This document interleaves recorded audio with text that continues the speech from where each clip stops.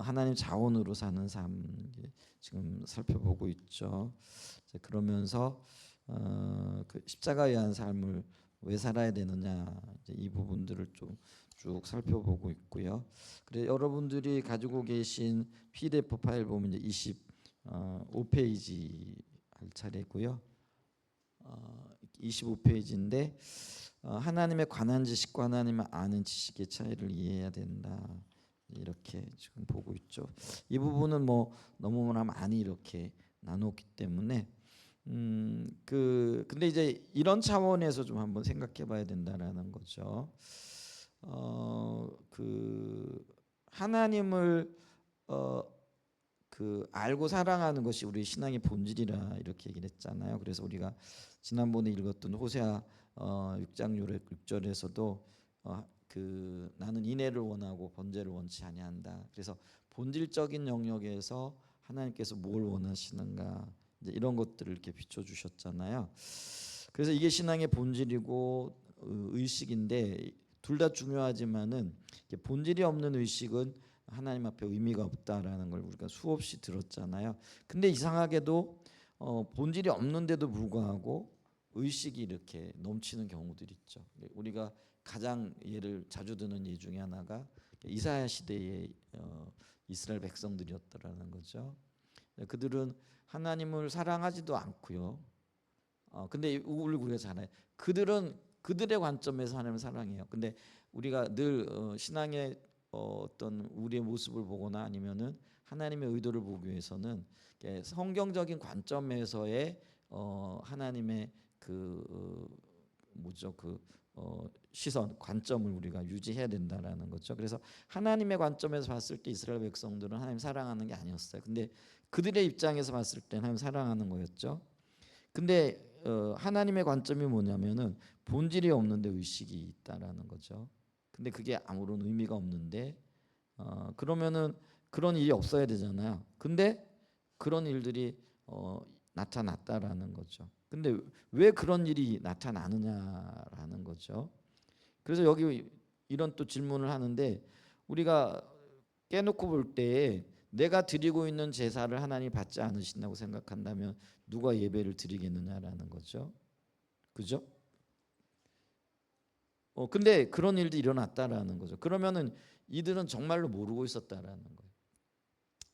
그러니까 자신들이 하나님을 사랑하고 있다고 생각하고 하나님을 사랑하기 때문에 그 많은 의식을 행하고 번제와 제물을 드린다라는 그게 이제 상호 관계가 있는 거죠. 그러니까 사랑하니까 그렇게 했고 그렇게 하니까 내가 사랑하는 거다. 이렇게 정말로 생각을 하고 있었다라는 거죠. 근데 왜 이런 착각이 일어날 수밖에 없느냐? 우리의 신앙에서도 마찬가지죠. 오늘날 예를 들면 하나님 앞에 많은 헌신과 수고와 또 헌금과 또 하나님의 어떤 일들이 교회의 일이 있을 때 적극적으로 동참하는 입장에서 보면은 내가 그렇게 하는 이유가 하나님 사랑하기 때문에 그렇지 하나님 사랑하지 않으면 그렇게 하지 않겠죠. 또 자기 자신을 봤을 때도 그렇게 한다라고 꿈에도 생각을 못 하겠죠. 사랑하니까 하고 있는 거죠. 근데 이제 문제는 뭐냐면은요. 하나님의 관점과 나의 관점이 다른데 하나님의 관점은 뭐냐면은요. 그 지식에 있어서 관한 지식과 하나님 그분을 아는 것이 다르다라는 것들을 이게 작은 차이인 것 같은데요. 결정적인 차이가 되어져 버리는 거죠. 이걸 몰랐다라는 거죠. 그래서 이스라엘 백성들이나 오늘날 우리가 이런 의식적인 면에 치중하고 있는 이유가 뭐냐면 관한 지식 이거를 하나님을 아는 지식으로 대체하고 있기 때문에 그렇다라는 거죠. 근데 우리가 기억해야 될 게 하나님의 관한 지식은 어떤 능력도 없다라는 거죠. 그래서 지난 주간에 제가 관한 지식과 그분을 아는 지식을 조금 이렇게 상세하게 설명을 드렸잖아요. 그래서 그런데 하나님의 관한 지식은 사람을 절대로 변화시킬 수 없다라는 거죠. 근데 물론 이 관한 지식은 본질을 담을 수 있는 그릇이기 때문에 중요한 부분이긴 하지만 의식이 본질을 대신할 수는 없다라는 거죠. 자, 그래서 쭉 계속해서 읽어보면은 많은 사람들은 하나님을 알고 사랑하는 것에 관한 오해를 하고 있다라는 거죠. 예를 들면 우리가 무언가 열심히 종교적인 행위를 하면, 종교적인 행위에 어떤 것들이 있을까요? 이제 기도, 종교적인 행위 있죠. 예배들을 열심히 내는 거, 시간마다 빠지지 않고 뭐 나오는 거, 성경 공부 모임이라면 뭐 모임마다 다 나오는 거, 기도회라면 모든 기도회 다 나오는 거, 이런 것들이죠. 그러면 이제 예를 들어 우리 교회도 여러 가지 프로그램이 있는데 이 프로그램에 한 번도 안 빠지고 한 번 빠지면 큰일 난 것처럼 생각하는 그런 마음이 정말로 있다라고 생각해요. 그러니까 그런 마음이 있으니까 나오잖아요. 그러면 이제 그 행위 자체가 하나님 사랑이냐? 사랑하기 때문에 그렇게 할 수도 있지만은 아닐 수도 있다라는 거죠. 그래, 아닐 수도 있다라는 이것을 우리는 잊어버리는 거죠. 내가 사랑하니까 그 아까운 시간, 오늘 이 시간도 그렇잖아요. 이제 선거도 끝났으니까 이제 쭉 보고 궁금하잖아요. 내가 찍은 후보가 당선됐는지 안 됐는지. 그래서 이제 개표 방송을 쭉 이제 보조 돌려가면서 한번 보기도 하고 편안히 누워가지고 아마 이제 예배 끝나고 가셔서도 아마 확인할 텐데 저도 확인할 거예요. 내가 찍은 후보가 당선됐나 안 됐나. 근데 거기에 초점이 있지는 않아요. 요번에 제가요 그 선교회 이렇게 리더십들이 이제 제안하기를 이렇게 당을 보고 찍지 말라고, 인물 보고 찍자고.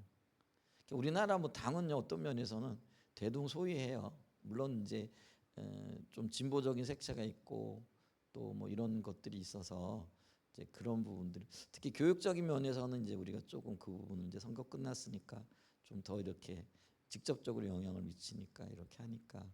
근데 이제 지방선거 뭐 이렇게 하면서 지역을 위해 일할 분들이 당보다는 그분들이 어떤 생각을 가지고 있는가 이런 것들이 굉장히 중요하잖아요.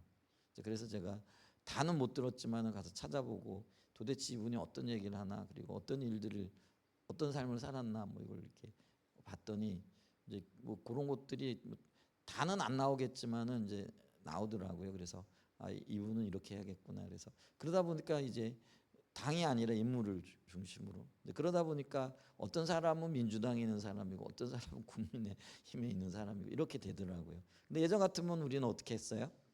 그냥 이번에는 그 민주당 찍어야 돼. 이번에는 뭐 국민의힘 찍어야 돼. 성향에 따라서 또 어떤 때는 출신에 따라서 아니면 내가 선호하는 곳에 따라서 뭐 이렇게 했잖아요. 근데 그런 것들을 좀 지향하고 저 사람이 과연 어떤 일을 할 사람인가. 그러면 이제 우리가 좀 관심을 가지고 기도하면서 우리의 판단이 다 옳을 수는 없겠지만은 이제는 좀 그렇게 해야 되지 않을까. 그게 옳은 것 같아요. 이렇게 보니까. 그러니까 이제 우리는 이게 있잖아요. 내가 예를 들면 어느 정당을 지지하면은 그 정당에 사는 거는 다 옳아. 근데 그럴 수 있어요, 없어요? 없어요. 그러면은 다른 당에서 하는 건 다 나빠. 막 핏대를 세우면서. 근데 다 나빠요, 안 나빠요? 아니요. 좋은 건 좋다고 인정을 해주고요. 우리 잘못하는 거는 내가 지지하는 정당이 있을 수 있지만은, 근데 그리스도인에게서는 지지한 정당보다는 예수당이 돼야 될 줄 믿어요. 하나님 기준에 이렇게 써야 되는데, 그러면은 우리가 보는 하나님의 관점에서 잘 이렇게 바른 어떤 길을 가면은 기도해주고 또 지지해주고 또 힘을 실어주고, 아니면은 또 역시 기도해야 되겠죠. 어떤 때 막아서야 되고 이럴 수가 있는 거죠. 뭐 우리가 동성애 같은 경우 나오는데, 근데 이게 뭐 우리 보수 진보 이렇게 좀 나뉘기는 해요. 그러면 이제 내가 뭐 진보적인 색채를 가지고 있어도 성경이 위배되어지면은 그거 막아서야죠. 가가지고 뭐 아니라고 얘기를 할 수도 있어야 되고, 때로는 피켓 시위도, 또 어떤 때는 추운 날 가가지고 같이 뭐 시청 앞에라도 가가지고 함께 이렇게 이건 아니라라고 외칠 수 있어야 되고, 또 어떤 거는 뭐 근데 우리가 사실 그런 시간까지는 잘 나지는 않지만은 그래도 이제 어떤 의견을 표현하고 뭐 이런 것들은 굉장히 중요하잖아요. 왜냐하면 성경에서 그거 하지 말라고 하는 부분이니까 명백하게 이제 그런 어떤 것들이 있죠. 제가 뭔 얘기하다 여기까지 왔냐면은 이제 뭐 투표했으니까 내가 선호하는 정당이 있을 수는 있죠. 그다음에 선호하는 후보도 있을 수 있고, 편안하게 텔레비전 보면서 어떻게 흘러가나, 전국에서는 어떤 일들이 일어나고 있나, 이 시간에 우리 텔레비전 보면서 이렇게 개표 방송 보면서 있고 싶잖아요. 근데 그 시간을 뒤로 하고 나와가지고 불편하지만은 예배 드리잖아요. 물론 이제 예배 드림이 기쁨이기 때문에 드리기도 하지만은, 근데 그러기 때문에 내가 하나님을 사랑한다 그럴 수도 있어요. 근데 그렇지 않을 수도 있거든요. 관성 때문에, 그러니까 습관 때문에 그럴 수도 있고요. 아니면 또 어떤 때는 두려움 때문에 그럴 수도 있고요. 아, 내가 예배라도 드려야지, 예배 안 드리면 하나님이 뭐또 이런 어떤 두려움 때문일 수도 있고. 의외로 그런 경우 많아요. 그러니까 예를 들면 주일날 어디 피치 못하고 어디 갈 일이 생기면은 뭐 갈 수도 있죠. 근데 안 가는 게 맞기는 하지만은, 이제 그러면 혹시 하나님 벌 주실까봐 새벽 예배라도 드리고 가야지, 뭐 이렇게 하는 거죠. 근데 있잖아요, 주님 사랑하는 마음으로 와서 그렇게 찾고 기도하고 가는 거는 좋은 일이지만은 벌 받을까봐 그거는 무서운 거죠. 근데 우리 하나님 그런 하나님은 아니라는 거죠. 왜냐면 우리 형편과 처지를 다 알고 계시니까요. 그렇다고 해가지고요, 뭐 주일날 뭐 빠져도 된다, 예배 안 드려도 된다, 그건 아니죠. 조정할 수 있어야죠. 내가 주님을 정말로 사랑한다라고 하면은. 그래서 요즘 이제 신명기서를 이렇게 읽다 보니까요, 오늘 아침에도 이제 새벽에 예배 드리면서 이제 물질 부분에 있어서 집사님이 이제 그 질문도 하시고, 또 주일을 지키는 부분에 있어서 이렇게 질문도 하시고 이렇게 하는데, 이제 그 출애굽기에서는 직접적으로 그 백성들에게 수여되어진 율법이지만은 신명기에는 그 십계명을 다시 해석해 가지고 이스라엘 백성들에게 설명해 주는 부분들이 있거든요. 그러니까 어떤 면에서는 조금 더 좀 뭐라 그럴까, 이렇게 수월하게 다가온다 그럴까요? 뭐 이제 이런 부분들이 있어서 요즘 이제 신명기를 나누면서 율법의 부분. 근데 이제 그 율법을 주신 하나님의 의도가 뭐냐면은요, 너희의 복을 위해서라는 거죠. 너희의 복을 위해서 내가 이 율법을 주는. 우리가 그 하나님 율법 잘 지키고 안 지키고, 이게 뭐 물론 하나님에게 기쁨이겠지만 그게 하나님에게 뭔 유익이 있겠어요, 그게? 근데 우리 너와 너의 자손들의 유익을 위하여 이 내가 명하는 규례와 명령과 법도를 지켜라, 이렇게 얘기를 하고 있거든요. 그러니까 이제 당연히 우리가 그 부분을 잘 지켜야 되는 부분들이 이렇게 있어요. 근데 그거 잘 지켰다고 해가지고 그게 우리의 의가 되어지지는 않는다라는 거죠. 그래서 근데 이제 우리 이런 종교적인 행위들, 의식적인 행위들, 이런 거를 잘하면 내가 주님 사랑한다, 이게 이런 착각에 빠지기 쉽다라는 거죠. 이런 착각에 빠지게 되어지면은요, 여기 보면 하나님을 위한 일이라면은 물불을 가리지 않고 열심히 한다라는 거죠. 그래서 젊었을 때 열심히 이렇게 했던 분들 중에 내가 그렇게 열심히 했는데 왜 하나님이 오늘날 나의 삶을 돌아보면은 그 열심히 한 것만큼의 어떤 보상이 없느냐. 그러니까 이제 이게 다른 의미로 보면 공사상이라고 얘기를 하잖아요. 그러니까 열심히 일한 사람들이 나중에 뭐냐면 자기 지분을 찾아요. 그러니까 세상 원리거든요. 그러니까 예를 들면 회사를 세우기 위해 가지고 열심히 일한 사람은, 그러면 내 지분이 뭐냐? 내 지분 나라 한 5%는 안 되겠냐? 10%는 안 되겠느냐? 그럼 거기에 대한 보상을 줘야 되지 않느냐? 이런 생각을 은연중에 갖고 있는 거예요. 근데 우리도 있잖아요. 신앙생활하면서 그런 생각을 하는 거예요. 내가 그렇게 열심히 했는데 헌금도 열심히 하고 예배도 열심히 드리고 전도도 하고 교회에 뭔 일 있다 그러면 다 참여하고 그렇게 했는데, 근데 이게 뭐야? 이제 이런 의도 자체가 뭐예요? 우리가 하나님 앞에 지분의식이 있는 거예요. 그럼 이게 세상 원리와 조금도 다를 게 없잖아요. 요즘 보니까 요즘 우리나라가 주식 시장이 굉장히 뜨거운가 봐요. 근데 제가 뭐 삼성이라는 회사는 잘 모르는데 노조 이렇게 해가지고 노조들이 왜 파업을 하더라고요, 보니까. 근데 파업을 하는데 파업의 이유가 뭐예요? 우리 공을 세웠으니까 그만큼 우리 지분을 달라는 거잖아요.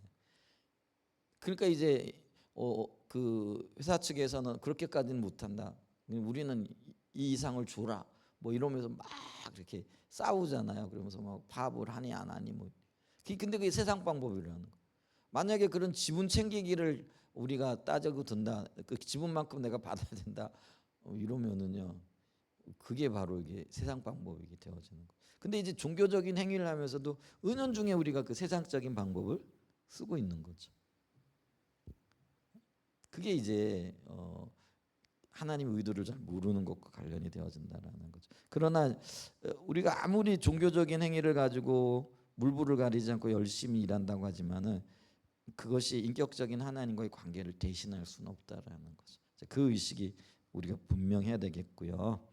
그래서 여기 그래서 맨 마지막에 보면 그것이 종교적인 행위가 하나님을 사랑하는 것을 대신할 수는 없습니다. 물론 하나님을 사랑하면 열심히 이제 이게 그 논리적으로는요 이게 수학적인 공식으로는 이게 맞을 수 있어요. A는 B, A 플러스 B는 C 이렇게 되는데 논리적으로는 A 플러스 B가 반드시 C가 되어지는 건 아니죠. 그래서 이 논리적으로 이럴 때 내 아내는 여자다. 그러면은 모든 여자가 내 아내다. 이건 맞지 않잖아요, 그죠? 이게 이제 논리적인 비약이 되어지는 것일 수 있다라는 거죠. 그렇기 때문에 우리가 주님 사랑하면 열심히 행동할 수도 있어요. 근데 사랑하는 모든 것이 우리 행동하고 사랑하는 모든 것이 그 사랑으로 해야 하는 모든 행동이 하나님 앞 합당한 건 아닐 수 있다라는 거죠. 사랑 행위도 아닐 수 있다라는 거죠. 그래서 그걸 우리가 기억해야 된다라는 거죠. 왜냐하면 이 사랑이 인격체끼리의 만남이기 때문에 그렇다. 그래서 이게 굉장히 중요해요. 그래서 우리의 신앙에서 가장 기본적인 게 뭐냐면은요. 우리의 신앙은 하나님과의 인격적인 관계다. 이걸죠. 그래서 여기도 이제 그런 얘기를 하죠. 사랑이란 인격체끼리의 만남이다. 밑으로 보내주세요. 사랑이나 인격체끼리의 만남이다. 이렇게 얘기를 하죠. 그래서 오늘날 많은 성도들의 문제점은 본질이 없는 채로 신앙생활을 하고 있다는 점입니다. 종교적인 생활에 행위에 치중한다라는 거죠. 제가 가끔 얘기를 드리잖아요. 이게요. 뭐 그래. 우리는 이런 말을 하도 많이 들었기 때문에 그러지 않은 것처럼 보여져요. 근데 대부분의 사람들이 이렇게. 제가 우성대에 몇 년 전에 그 학군단 아이들 이제 그 성경 공부하는 시간이 있었거든요. 말씀 제가 드렸을 텐데. 근데 어떤 그때 하는 네다섯 명, 5, 6명 있는 그때는 애들이 많이 나왔으니까요. 신앙생활이 뭐예요? 그랬더니 그 권사님의 아들내미예요. 그러니까 뭐라고 하냐면 교회 열심히 가는 겁니다. 예배 열심히 참석하는 겁니다. 그러더라고요. 그래서 신앙생활 잘하는 건 뭐예요? 그랬더니 얘가 진짜 대답을 하는 거예요. 그러니까 예배 잘 나가는 겁니다. 교회 잘 나가는 것이 신앙생활 잘하는 겁니다. 이렇게 얘기를 하더라고요. 그럼 그 얘기는 뭐냐면요. 그 아이는 신앙을 어떻게 이해를 하는 거예요? 교회 나가는 것, 잘하는 게 뭐냐면 한 번도 안 빠지고 나가는 것 이거예요. 근데 한 번도 안 빠지고 앉아 있다고 해가지고요. 그게 신앙생활 잘하는 게 아니에요. 신앙생활 잘하는 거는 하나님의 의중과 의도를 알아서 그분의 일에 직접적으로 동참함으로 그분을 경험으로 아는 거잖아요. 근데 나가는 앉아 있는데 잘 나가기는 하는데 이런 어떤 하나님과의 관계가 전혀 없으면 그거는 빵점짜리 신앙이라는 거죠. 근데 많은 경우 그거를 신앙으로 알고 있고 이해하고 있다라는 거예요. 그래서 교회에 나가가지고 예배 잘 드리고 왔으면은 나는 신앙생활 잘하고 있다. 근데 그게 의식은 잘하고 있지만 종교생활은 잘하고 있을지 몰라도 신앙생활은 아니다는 거죠. 근데 대부분의 이해가 그게 초점이 맞춰져 있다라는 거죠. 그래서 우리는 이걸 늘 물어봐야 돼요.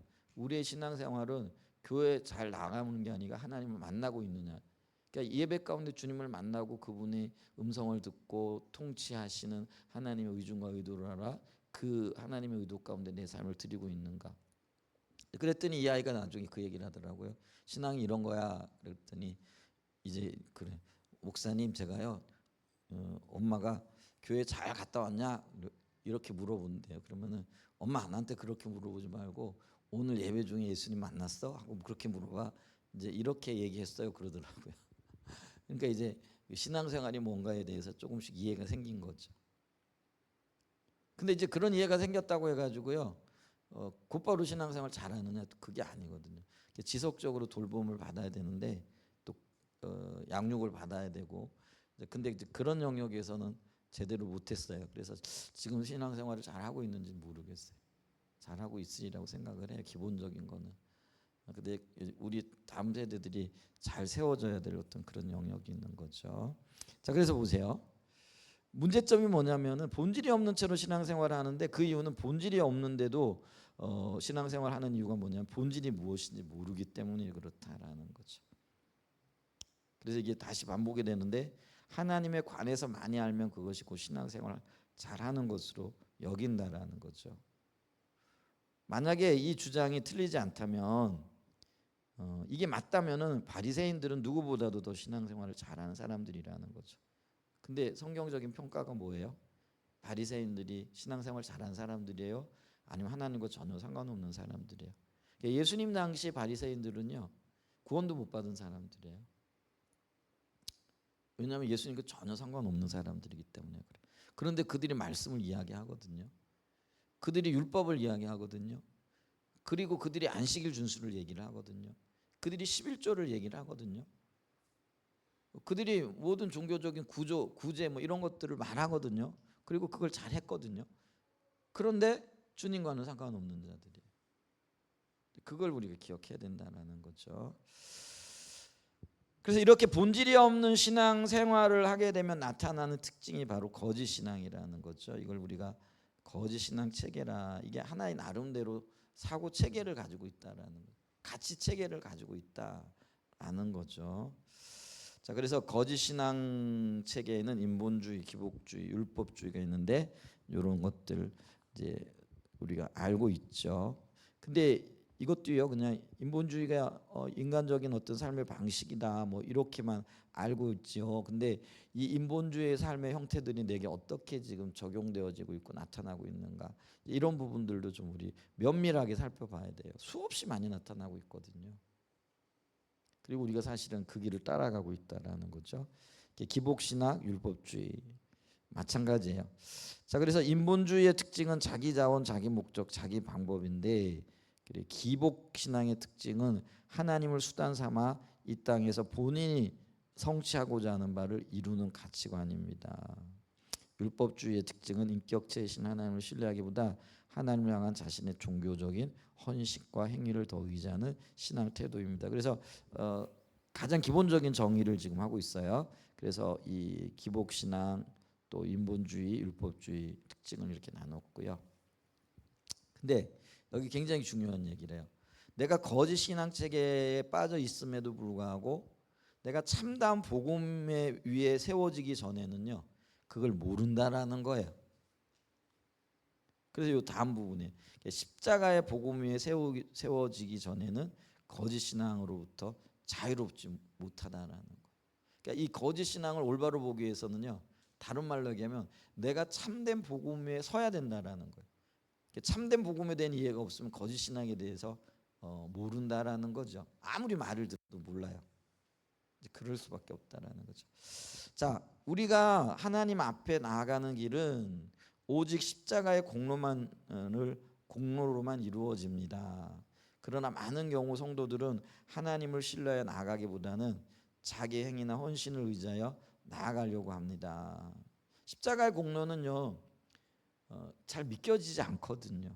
근데 내 행위는 당장 손에 잡히고 내 마음대로, 그러니까 어떤 의미에서 보게 되어지면은요 내가 의도했던 대로 이루려고 하는 시도들이라는 거죠. 그게 이제 인본주의 방식이잖아요. 그건 어떤 면에 손에 잡히는 것처럼 보여지는 거죠. 근데 그러니까 그게 더 어떤 면에서는요 신뢰가 가는 거죠. 근데 십자가 공로는요 어떤 때 보면은 주님이 날 사랑하시는 것 같기도 하고 안 사랑하시는 것 같기도 하고, 그리고 어떤 그 이루어지는 어떤 일들이나 나타나는 어떤 열매들을 봤을 때는 이게 너무나 멀게 느껴지는 거죠. 그러니까 잘 안 믿겨지는 거예요. 그런 어떤 측면이 있다라는 거죠. 그러니까 당장 내가 할 수 있는 것, 또 내가 어떤 면에서는 조정 가능한 것들, 이런 것들을 신뢰하려고 하는 그런 그 경향이 있다라는 거죠. 근데 이거는 분명히 거짓이라는 거예요. 왜냐하면 이게 생명이 아니거든요. 또 진정한 열매를 거둘 수 없거든요. 그런데 대다수의 사람들은 이 거짓 신앙으로부터 자유롭지 못한 실정입니다. 이들 거짓 신학체로부터 자유로워지기 위해서는 철저하게 십자가 복음 위에 세워져야 됩니다. 자, 그래서 이쯤에서 십자가 복음이 뭐냐 하면 우리는 이게 분명하게 인식돼야 된다라는 거죠. 십자가 복음은 인격체이신 예수 그리스도라는 거죠. 우리가 이것도 기억해야 돼요. 십자가 복음부 그러면 우리는 예수님께서 십자가에서 행해 주신 몇 가지 사건들을 생각을 하거든요. 이제 그 중에 대표적인 게 뭐예요? 십자가, 또 부활, 또 성육신. 근데 이게 복음의 핵심은 맞아요. 그런데 그게 복음을 다 설명하지는 못해요. 그러면 복음을 온전하게 이해할 수 있는 건 뭐냐면요, 예수 그리스도 그분이라는 거예요. 근데 그분이 인격을 갖고 계신 분이라는 거예요. 그래서 인격체이신 그분께서 우리의 관계 속에서 행하신 그 일들이 그게 바로 십자가에서 못 박혀 죽으시는 것이고 부활하신 거고 우리를 위해서 이 땅에 오신 거라는 거예요. 그러니까 우리가 십자가 복음을 얘기를 할 때 이 주님이 행해 주신 그 일을 토대로 우리는 그분 자신을 알아야 돼요. 그게 복음을 이해했다 이렇게 되어지는 거예요. 그러니까 인격적인 관계 안에서 주님이 왜 십자가를 지셨는가 이게 이해가 되어져야 되고 설명되어지잖아요. 그럼 왜 그 주님이 부활하셨는가? 왜 주님이 성육신 하실 수밖에 없었는가? 이게 보여지는 거죠. 그렇잖아요. 우리가요 사람을 이해하게 되면 그 사람이 하는 행동이 이해가 되어지는 거예요. 근데 행동 가지고 그 사람을 이해하려면은요 그게 수만 가지 경우가 달라질 수도 있잖아요. 왜냐하면 어떤 때는요 이 사람이 정반대의 행동도 하잖아요. 예를 들면 지금 오늘 선거를 했는데 이렇게 일관적인 행동이 안 된단 말이에요. 그러니까 예를 들면 일관적인 행동은 뭐예요? 사나 죽으나 예를 들면 민주당만 찍어야 되는 거예요. 아니면 어떤 사람은 국민의힘만 찍어야 되는 거예요. 그죠? 근데 그것만 가지고는 이 사람 이해가 안 되는 거예요. 근데 그 사람을 이해하게 되면은 정반대의 행동이요. 어떤 그 예를 들면 시장 선거에는 이 사람을 이 당을 찍고 그다음에 뭐 또 뭐예요? 구청장은 또 이 당을 찍고 근데 그 전혀 반대 당인 거예요. 제가 지금 그러니까 그 사람을 이해하게 되면 그 사람이 이게 정반대의 행위잖아요. 근데 정반대의 행위를 하는 그게 이해가 된다라는 거예요. 근데 사건만 보면은 그게 그 사람을 이해가 안 되는 거예요. 사람을 이해해야 행동이 이해가 되어지는 거예요. 행동 보고 사람이 이해가 안 되는 거예요. 그러니까 복음을 얘기할 때도 우리는 인격체이신 주님을 만나야 주님의 행하셨던 그 행동들이 어떤 의미가 있다? 이게 설명되어지고 이해가 된다라는 거예요. 이게 분명해야 된다라는 거예요. 그래서 나는 예수님을 만났는가? 그 얘기는 뭐냐면 인격적인 교제 가운데 그분이 어떤 분인가를 알고 있는가? 이게 복음이라는 거예요. 그래서 우리가 그분을 알기 위하여 그래서 안다라는 게 지난주에 제가 말씀드렸잖아요. 뭐예요? 지적인 영역과 영적인 영역과 도덕적인 영역과 그 다음에 뭐라고 얘기했어요? 지적인 영역, 도덕적인 영역, 영적인 영역, 경험적인 영역. 요게 같이 가야 된다 그랬잖아요. 요걸 그래서 우리가 어떤 면에서는 공부를 하는 이유도 지적인 영역이 필요한 이유도 하나님을 인격적으로 알기 위한 한 수단이 되어진다라는 거죠. 근데 우리는 뭐예요? 그 지적으로 안 그걸 마치 모든 걸 아는 것처럼 오해한다라는 거죠. 그리고 그 수준에 머물러 있는 거죠. 그리고 나는 다 안다라고. 그러니까 무슨 얘기 우리 하잖아요. 어떤 분이 기도 제목이 뭐예요? 그랬더니 나 하나님 알기를 원해요. 그랬더니 아직도 하나님 모르세요. 그런단 말이에요. 우리 그럴 수 있잖아요. 누가 이제 기도 모임 갔는데 어떤 분이 목사님 기도 제목이 있으세요? 그럼 목사님 세계에 가가지고 내가 좀 하나님을 더 깊이 알기를 원해요. 하나님 알기를 원합니다. 그러면은 그게 기도 제목입니다. 그러면 고개를 갸우뚱하면서 이 목사님 하나님 전혀 모르나? 왜 이런 기도 제목을 내지? 이런단 말이에요. 실제로. 그리고 그걸 물어본다라는 거죠. 그럼 제가 얘기하는 이해하고 있는 그 하나님 안다라는 건 뭐예요? 지적인 영역과 영적인 영역과 도덕적인 영역과 경험적인 영역 안에서 정말 주님을 인격체로 만나기를 원하는 거죠. 근데 이분들이 이야기하는 건 뭐죠? 뭐 하나님 어떤 분이다. 그래서 성경 공부를 많이 했어. 창세기부터 요한계시록까지 많은 성경 구절을 외울 뿐만 아니라 그걸 구속사적으로 나름대로 성경 공부하는 방법이 있거든요. 그게 굉장히 소중해요. 근데 그러면은 그걸 알고 있으면 하나님을 안다라고 생각을 하는 거죠. 그래서 그들은 뭐예요? 더 공부해야 돼. 근데 지적인 영역에서의 만족을 얘기하는 거란 말이죠. 그러면 이게 복음을 모르는 거라는 거죠. 그렇잖아요. 우리가 우리의 거짓 신앙을 이해하고 그것으로부터 헤어나기 위해서는요, 인격체 대신 주님을 진정으로 만나야 되는 거예요. 인격적으로. 그렇게 되어지지 않으면은요, 이게 안 된다라는 거죠. 그래서 그걸 얘기를 하는 거예요. 철저하게 십자가 복음에 세워져야 된다라는.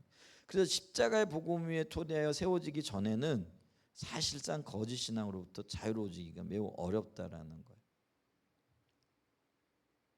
그러니까 오늘날 있잖아요. 전통이 있고 많은 뭐죠 그 신앙적인 경륜이 있는 분들이 모여 있는 교회에서도요.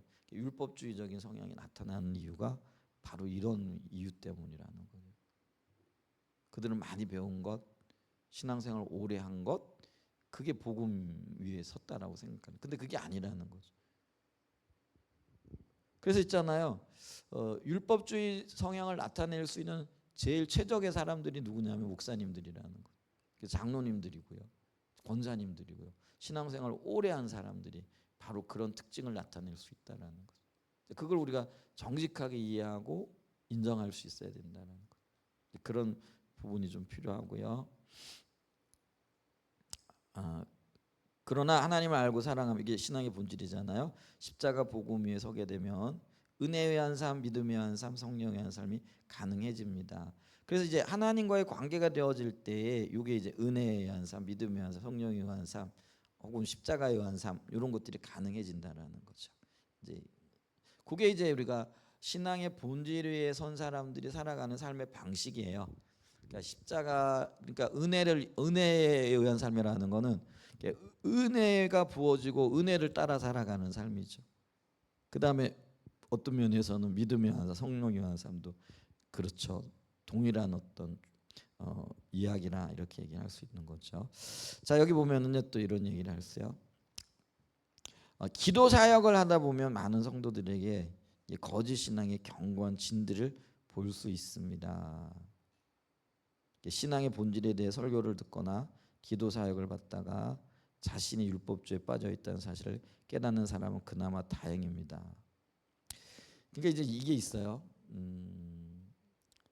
제가 이제 어제도 그런 걸 느꼈는데, 그러니까 우리 교회 식구들하고 모여가지고 기도할 때는 이제 그런 게 별로 없어요. 근데 이제 외부에서 오던 분들이 있잖아요. 근데 이제 그런 분들이 몇 분만 섞여도요, 기도 분위기가 확 달라지거든요. 이게 왜냐하면은 신앙에 대한 이해가 좀 다른 거예요. 그러니까 기도를 하더라도요, 본질적인 측면에서 십자가 복음 위에 토대하기보다는 자기가 이해하고 있는 신앙적인 가치관을 가지고 있는 거예요. 그러니까 예를 들면 우리 교회 성도들은 이런 걸 끊임없이 나누잖아요. 근데 이제 다른 교회에서 오시는 목사님들이나 이런 분들은 나름대로 뭐 십자가 복음을 이해하고 아니면 관심을 가지고 있지만은 그게 아직까지 정리가 안 된 거예요. 그러니까 기도할 때 굉장히 이렇게 힘든 거예요. 혼돈이 있는 거예요. 그러니까 제가 가끔 있잖아요. 우리 교회 식구들하고 함께 기도할 때는 기도를 멈추고 뭐 중간에 막 한번 예배를 멈추고 기도하고 뭐 이런 경우 드물어요. 근데 그렇지 않은 경우는요, 하다가 기도를 해야 돼요. 왜냐하면 자기 생각이 너무 많거든요. 그러니까 그게 이제 경건 진이라는 거예요. 자기 방향이 있는 거예요. 그러니까 이게 예배가 온전히 안 드려지는 거예요. 그러니까 이제 찬양 경배하다가 중간에 그걸 뭐 티낼 수는 없잖아요. 그러니까 그냥 우리 주님께 더 집중할 수 있도록 기도하십시다 그러면서 중간에 기도하는 거죠. 굳이 우리가 배우기로는 예배 중에 멘트 넣지 말라 그러잖아요. 멘트 넣을 필요가 없는 거예요. 그냥 주님을 찬양하면 나가면 되니까. 근데 이제 중간에 하나님께 더 집중할 수 있도록, 또 우리 견고한 진들이 깨어지도록 뭐 이러면서 가끔 이렇게 중간에 끊고 기도를 하거든요. 그런 경우는요, 이제 이런 경우들하는 거죠. 견고한 진들이 우리 가운데, 그러니까 자기의 생각들이 있고 자기 신앙관이 있고 기도할 때도요. 이제 그런 어떤 의식을 가지고 기도의 자리에 나오는 거예요. 근데 그러면은 이게요. 한 마음이 안 되어져요. 찬양과 경배도요. 한 지점을 향하지를 않아요. 이게 그래서 그럴 때는 어떻게 오냐면 머리가 묵직하다든지 혼돈이 오는 것들이 느껴지는 것들이 간혹 있단 말이에요. 이 경우를 얘기하는 거예요. 기도 사역을 할 때 혹은 찬양과 예배를 드릴 때 이게 나타나요. 그러니까 어떨 땐 또 그게 있어요. 우리 성도들이요, 한 주간 어떤 삶을 살았는지 잘 알지 못하지만은 삶을 이제 바쁘게 살고요. 하나님보다는 세상적인 어떤 것들에 혹은 마음이 훨씬 뺏겨져 있고 아니면 염려나 걱정이 있고 또 어떤 일에 매이고 혹은 또 어떤 긴급한 일을 만났을 때 마음이 어디에 뺏겨 있는 거예요? 그것에 뺏겨 있어요. 그러면 그런 상태에서 예배 드리잖아요. 그러면 예배가 안 되고 있다라는 게 확연하게 드러나요. 이제 그럴 때는 그러면 예배 인도자로는 가끔 이제 왜 하다가 우리 기도하자고 얘기하잖아요. 그게 느껴지기 때문에 그렇다라는 거죠. 그걸 내려놓고 근데 확실히 달라져요. 그렇게 기도하고 은혜를 구하고 또 기도할 때 예수 이름으로 파하고 은혜를 구하고 그러면은요 그런 어떤 방해들이 거쳐가는 경우 있죠. 그게 심하지 않을 때는 금방 교정되어져요. 근데 그게 심할 때는요 기도함에도 불구하고 여전히 어떤 그런 눌림들이 있을 수 있거든요.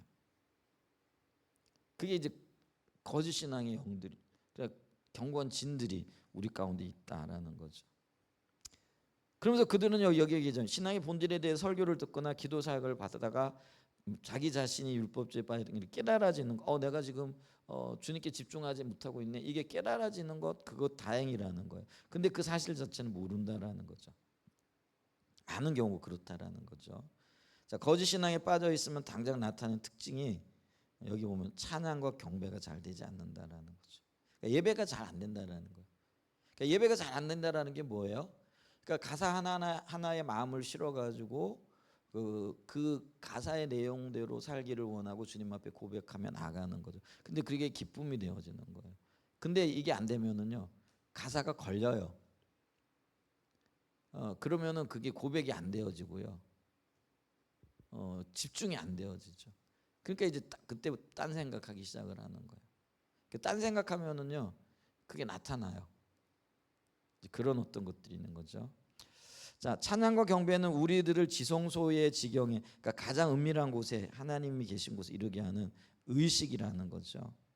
찬양과 경배. 예배 자체도 의식이잖아요. 근데 그걸 통해서 주님께로 나아가는 거죠.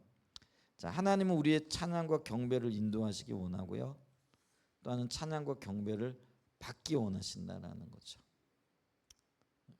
자, 그러나 율법주의나 다른 거짓 신앙에 빠져 있으면 지성소에서 가지는 주님과의 친밀함까지 나아가지 못한다라는 거죠.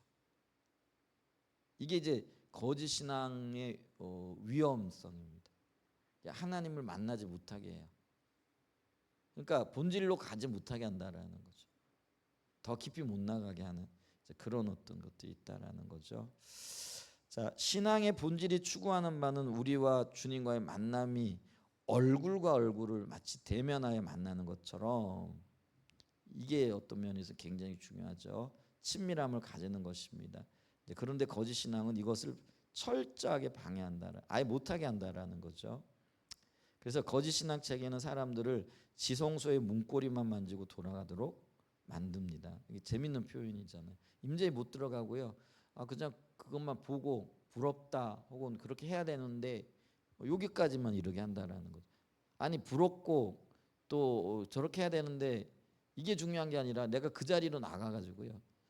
아이가 이제 물 보고 여름이 됐는데 수영장에 가가지고 물이 무서워가지고 들어가서면 시원하겠다는 생각이 드는데 발만 담갔다가 그냥 얼른 빠져나오는 것과 같은 꼴이라는 거죠. 이런 어떤 것들이라는 거죠. 자, 그래서 성전의 뜰만 밟고 돌아서게 만듭니다. 그래서 우리가 그 성막의 의미도 그렇죠. 뜰이 있고 성소가 있고 지성소가 있잖아요. 근데 뜰에만 나가가지고요 삐꼼이 저기가 성소네 하고 돌아올 수도 있고요. 성소에 들어갔는데 그 지성소까지는 못 이루는 경우들도 있다라는 거죠.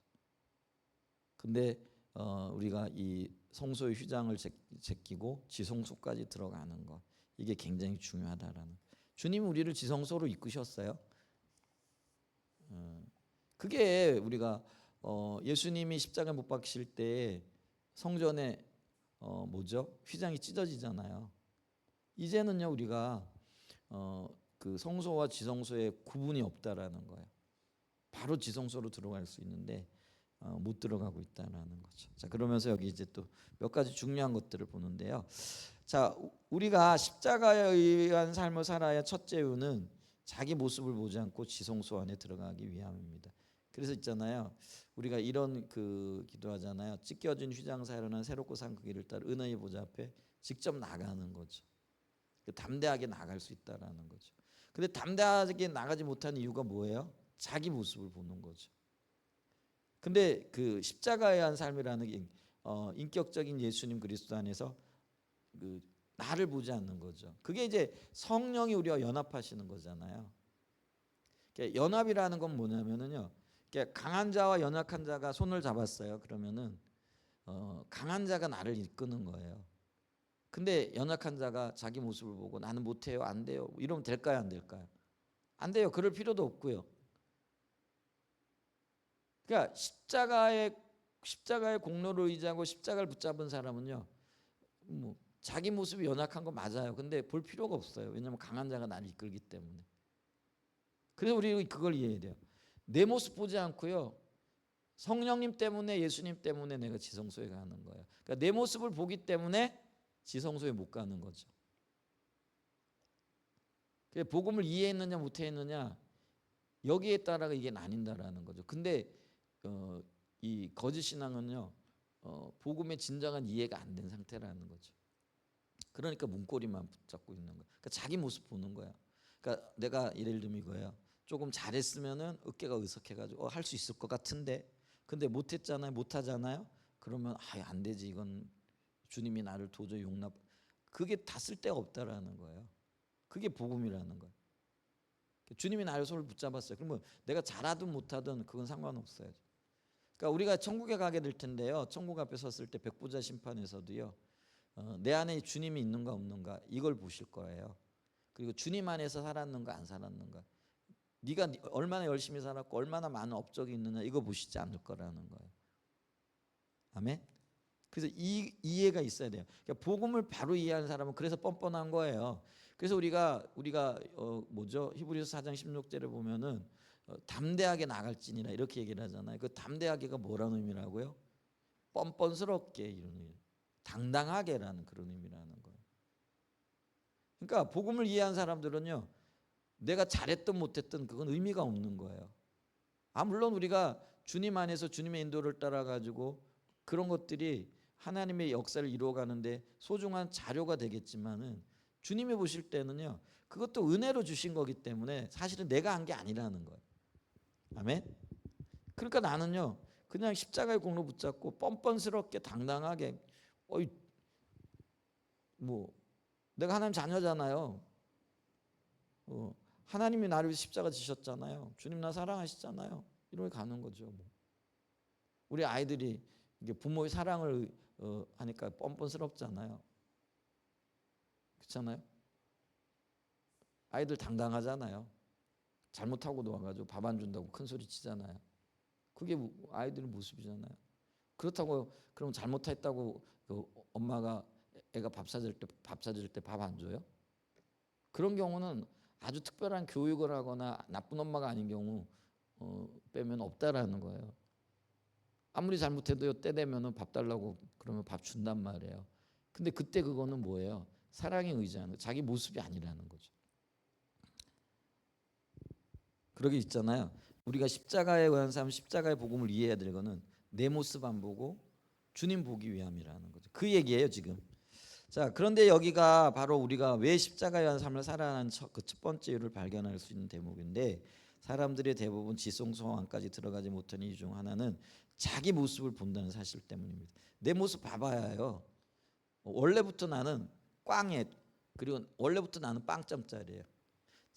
제 아내가 가끔 이런 얘기를 하더라고요. 예전에 저희가 처음에 십자가 복음 이렇게 볼 때 강사 목사님 이런 얘기, 당신 좀 몇 점 내는 것 같아요 그랬더니 제 아내가 그렇게 대답했잖아요. 자기가 생각할 때는 한 80점쯤 되는데 그렇게 생각하면 좀 건방진 것 같아가지고 한 50점쯤 될 것 같습니다 하고 얘기했잖아요.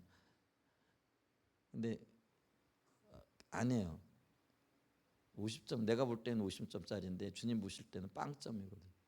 그러니까 내 안에 뭐 점수를 받을 만한 게 아무것도 없어요. 그러니까 처음부터 끝까지 빵점 빵점 빵점. 아멘. 그러니까 나를 볼 이유가 없는 거예요. 근데 여러분 보세요. 주님이 나를 위하여 십자가에 지셨을 때 내가 빵점인 거 모르고 십자가를 지셨을까요? 주님이 이렇게 얘기하실까요? 야, 그래도 나는 네가 너한테 좀 뭐가 좀 있는 줄 알았다. 근데 개털이네. 이런 표현이 좀. 근데 진짜 아무것도 없네. 정말이야? 너한테 정말 아무것도 없었단 말이야? 빵점이야? 이러지 않으신다라는 거예요. 그러니까 주님은 뭐예요?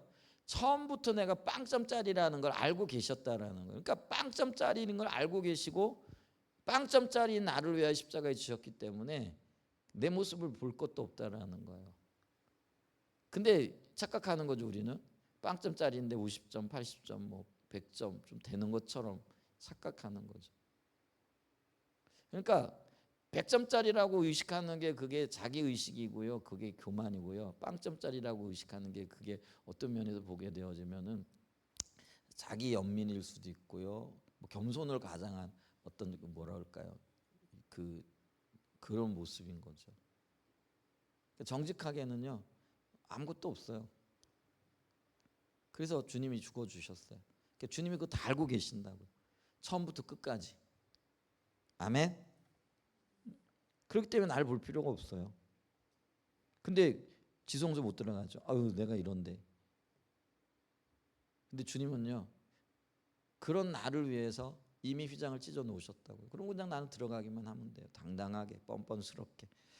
자, 휘장한 하나님의 임재가 있는 곳에는 십자가의 공로로만 들어갈 수 있습니다. 우리의 공로로 들어갈 수 없습니다. 휘장 안에는 하나님의 영광이 있는 곳이기에 우리 모습이 그 앞에 드러나기 시작하면 견딜 수가 없게 됩니다. 실제로 견딜 수 있는 사람은 한 사람도 없습니다. 하나님의 영광 앞에선 모든 것이 벌거벗은 것처럼 보이기 마련입니다.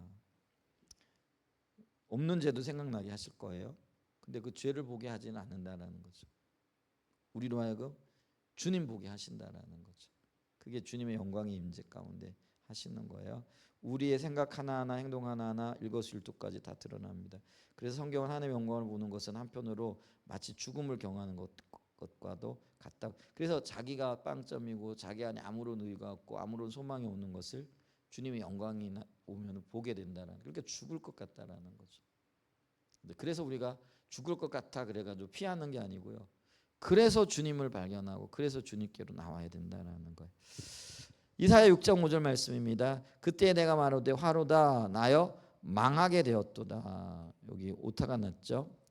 나는 입술이 부정한 사람이요 입술이 부정한 백성 중에 거하면서 만군의 여호와의 신 왕을 배웠습니다. 이게 이사야 선지자가 자기 하나님의 영광을 보고 자기 자신을 보게 된 고백이잖아요. 출애굽기 20장 19절에도 모세에게 이르되 당신이 우리에게 말씀하소서 우리가 들으리이다. 하나님 우리에게 말씀하시지 말게 하소서 우리가 죽을까.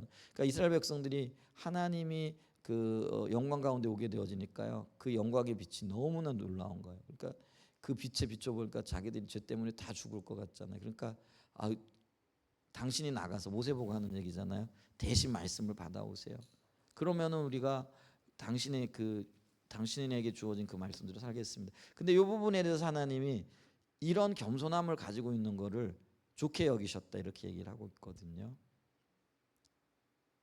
이제 그런 옷들은 그 구약 시대에는 하나님을 만나면은 죽을까봐 두려워하는 마음이 있으면은 하나님의 영광을 절대로 볼 수 없었습니다. 죽음을 두려워하면 하나님의 영광을 경험할 수 없는 거죠. 근데 지금도 마찬가지입니다. 사람들이 자기 공로로 하나님의 영광을 보려고 한다면 그것은 매우 어리석은 일이라는 거죠. 왜냐하면 하나님의 영광의 빛 앞에 드러난 자기 모습을 보면 모두가 죽을 것이기 때문입니다. 그래서 우리들은요 우리의 영광의 모습이 아니라 우리의 모습이 아니라 십자가의 공로로 이제 하나님의 영광 앞에 나가야 합니다. 그게 하나님이 우리를 하여금 주님 앞에 나오시게 하는 하나님의 유일한 처방이고 방법이었다라는 거죠. 이게 하나님의 영광 앞에 나올 수 있는 유일한 길이 뭐예요? 그래서 내가 곧 길이요. 그러니까 예수님 그 얘기하잖아요. 내가 곧 길이요. 내가 곧 진리요. 내가 곧 생명이니 나로 말미암지 않고는 아버지께로 갈 자가 없다. 그러니까 십자가의 공로를 의지하여 진리가 되시고 생명이 되시고 또 내가 곧 길이요 진리요 생명이 되시는 그 주님 앞에 가야 된다라는 거죠. 그러니까 유일한 길이 그거예요. 그러니까 그것만 의지해야 된다는 거예요. 자기를 봐서는 안 된다라는 거죠. 자, 그런데 여기서 매우 중요한 부분들이 있습니다. 우리들 기도하는 가운데 깨어 있는 삶을 살 때에는 십자가의 공로로 의지해 하나님 보좌 앞에 나가는 삶이 어렵게 느껴지지 않는다라는 거죠. 그러니까 우리의 시선이 주님 앞에 머물러 있고 주님 찾기를 사모하고 이럴 때는요 은혜를 베푸시는 거예요. 그래서 내 힘이 아니라 주님의 힘을 주시기 때문에 가능한 거예요. 근데 이거를 가장 많이 의식했던 사람이 사도 바울 중이라는 거죠. 그래서 나의 나된 것이 주의 은혜라. 그래서 또 이 얘기도 하잖아. 내가 모든 사도들보다 더 수고했는데 그것이 주의 은혜라 이렇게 얘기를 하는 거죠. 그러니까 사도 바울은 근데 뭐예요? 평생 동안 주님을 찾는 사람이었거든요. 근데 이제 문제는 뭐냐면은 그러나 같은 죄를 계속 반복해서 짓고 나면 문제가 달라요. 그러니까 있잖아요. 반복적으로 넘어지는 영역들 있잖아요. 또 연약하기 때문에 또 이렇게 주님 찾아야 되는데 못 찾아. 기도했으면 좋겠는데 기도하는 것보다 텔레비전에서 보는 게 훨씬 더 재밌고 좋잖아요. 우리 가끔 그러잖아요. 이제 저 같은 경우도 이제 뭐 유튜브 뭐 좀 확인하고 아니면 카톡 있잖아요. 오면 이게 어디서 왔나 확인하고 그걸로 끝내야 되는데 뭐예요? 한번 들어가면은 이제 다른 거 타고 들어가기 시작하잖아요. 이제 그러다 보면 기도해야 되는데 하는 생각하는데 보면 어떨 땐 한 30분씩은 흘러요. 그러다 보면은 근데 그게 한 번만 그런 게 아니라 삶에 반복적으로 어떤 일들이 나타나는 거죠. 그럼 이제 넘어진 거잖아요. 그럼 자괴감이 들잖아요. 그걸 얘기를 하는 거예요. 그러면은 주님 찾지도 않았고 주님과의 관계가 깊어지지도 않았고 또 어떤 그런 것들 없어요. 그러면 즉각적으로 뭐예요? 그냥 죄의식이 느껴지는 거죠. 근데 그게 정상적인 게 아니라는 거예요. 사단의 속임이라는 거죠. 여기 이제 계속 그런 얘기를 처음 죄를 지을 때는 그래요 주님 저에게는 주님의 십자가밖에 없어요 하면서 십자가를 의지하는 삶을 살다가 똑같은 죄를 한 100번쯤 지었다 생각하면은 하나님 앞에 나가지 못해. 그러면서 하는 얘기가 뭐예요? 벼룩이도 낯짝있지 뭐 이런 식으로 생각을 한다라는 거죠. 그러면서 그래 난 안 되는가 봐 하면서 말한다라는 거죠. 근데 이게 율법주의라는 이게 거짓 신앙이라는 거예요. 하나님은요 내가 첫 번째를 지었거나 100번째 1000번째 그래서 오죽하면은 주님 뭐라고 말씀하세요? 70번씩 7번 죄를 지어도 용서해라. 근데 그게 단순하게 다른 사람을 용서하시는 하나님 방식일 뿐만 아니라 내가 다른 사람을 용서하는 방식일 뿐만 아니라 하나님이 나를 용서하시는 방식이기도 하다라는 거예요. 그걸 우리가 이해를 해야 된다라는 거죠. 근데 이게 우리가 이런 어떤 근데 그게 분명히 뭐냐면요. 행동에 초점을 맞춘 거라는 거예요. 주님께 초점에. 첫 번째는 그래 그럴 수도 있어. 근데 100번쯤 지면은 야 정말 내가 이러면서 자괴감에 빠지는 그 이유 자체가 뭐냐면 뭐에 지금 초점이 맞춰져 있는 거예요? 자기 행동에 초점이 맞춰져 있다라는. 그래서 그게 자기의라는 거예요. 그리고 그게 율법주의라는 거예요. 거짓 신앙이라는 거죠. 근데 이게 참으로 깊게 뿌리 박혀 있다라는 거죠. 자, 율법주의 설교를 처음 들으면 누구나 다 맞아 저거야 이제부터 율법주의를 버리고 십자가의 삶을 살아야지 다짐하지만 똑같은 죄를 반복적으로 여러 차례 짓고 나면 금세 풀이 죽어버립니다. 언제 다짐했느냐 하는 것처럼 말입니다. 자, 그러면서 여기 이제 좀 더 읽어보면 우리가 신앙의 본질인 하나님을 알고 사랑하는 삶을 추구하며 살아갈 때 가장 먼저 부딪히는 문제는 십자가의 삶을 통한 율법주의를 극복하는 문제입니다. 어떻게 극복할 수 있느냐? 우리가 십자가에 의한 삶, 신앙의 본질에 의한 삶을 살아야 할 이유가 여기 있다라는 거죠. 자, 만일 극복하지 못한 채 신앙생활하며 반복적으로 넘어지는 자기의 생활 때문에 죄책감에 시달립니다. 하나님 앞에 나가는 일은 매우 어렵게 생각하면서 살아가게 됩니다. 이렇게 율법주의에서 자유롭지 못한 성도들은 보상 심리로 교회에서 열심히 봉사할 수 있습니다. 봉사를 열심히 하는 이유의 배후에는 보상 심리가 있는 겁니다. 공사상이 있다 그랬잖아요.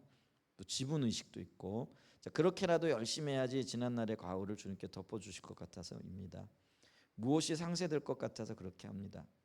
율법주의로부터 자유롭지 못한 성도들에게 나타나는 또 다른 특징은 타협주의입니다. 이렇게 말합니다. 아니 신앙생활을 그렇게 하는 사람이 어디 있단 말이지? 이렇게 말하면서 적당히 선을 그어놓고 신앙생활한다라는 거죠. 한편으로는 열심히 하고 한편으로는 이제 더 이상 못하겠으니까 누가 그렇게 살아, 이제 이게 만연하게 되어진다라는 거죠.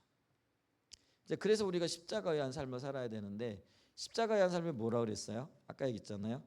십자가의 공로만을 붙잡는 거예요. 내 의가 없고 나는 빵점짜리라는 걸 인정하고 주님 붙잡고, 그러면서 하나 같이 가는 게 뭐라고 했어요? 십자가에 의한 삶은 매일 매 순간 지속적으로 그런 삶을 살아가는 거라는 거죠. 이 영역에 대해서 지금 이야기를 하면서 이런 삶에서 떠나게 되어지면 즉각적으로 율법주의로 간다라는 거죠. 그러면서 더 열심히 해야지 하는 생각을 처음에는 해요. 근데 나중에는 뭐예요? 안 되거든요, 아무래도. 그러면 이제 이렇게 얘기하는 거예요. 누가 그렇게 살아? 내가 살아봤는데 안 되더라. 그것도 자기 경험을 가지고 얘기를 한다라는 거죠. 이게 이제 율법 거짓 신앙 위험이라는 거죠. 그래서 십자가를 의지해야 될 분명한 이유가 있는데, 이제 이런 것들을 좀 이거를 좀 뭐 하루에 다 본다든지 아니면은 뭐 시간을 내서 보면 좋은데, 이게 조각조각 내서 보다 보니까 사실은 이게 십자가에 의한 삶이 뭐냐, 이 부분들을 먼저 다루었잖아요. 근데 이거를 다시 기억하지 못하게 되면 이거 다시 새롭게 가야 되나 이런데, 그게 아니고 연결시켜 가지고 좀 볼 수 있으면 좋겠어요. 그래서 오시기 전에 앞에 어떤 내용들이 다루어졌는가 이런 것들을 보면은 지금 이야기하고 있는 것들이 연결되어지면서 보다 분명해질 수 있으리라 이렇게 싶어요. 그래서 언제는 뭐 우리가 저기 그 엔트블리에서 하듯이 뭐 저녁 시간에 이런 거를 책 한 권을 다 다룬다든지 어떤 주제들을 다 다룬다든지 이런 것들도 좀 필요해요. 근데 지금 여러분들도 그렇고 저도 그렇고 지금 시간도 그렇고, 근데 또 이렇게 해가면서 다시 반복하고 하는 이제 그런 것들도 좀 좋지 않을까 이렇게 싶습니다. 십자가의 공로를 의지하고 또 주님과 동행하는 삶, 인격체 되신 예수 그리스도 그분과의 관계 속에서 날마다 자라나고 또 날마다 주님과 동행하는 삶 살아가는 은혜가 있기를 예수님의 이름으로 간절히 축복하고 축원드립니다. 아멘. 좋으신 하나님을